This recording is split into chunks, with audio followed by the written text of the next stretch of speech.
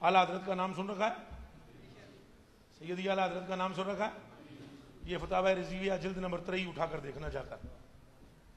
फतावा रिजविया जिल्द नंबर 14, जिल्द नंबर 23, जिल्द नंबर 21, 14, 21, 23, ये जरूर जाकर पढ़ लेना, फिर आप मेरी बात पर ईमान लाना। उससे पहले कहीं यही ना समझते रहो कि अपने को छोड़ी जाता है। इधर देखें, मेरी हालत को देखना जरा। आप फरमाते हैं ये हालत है, ये हालत है बायजीद बुस्तामी की, ये हालत है और यूं है जी, मुंह आसमान की तरफ और आंखों से खून बह रहा है। आंखों से क्या बह रहा है? ये मुजद्दिद हज़रत ख्वाजा बायजीद बुस्तामी, ये हालत है, आंखों से खून बह रहा है, खून।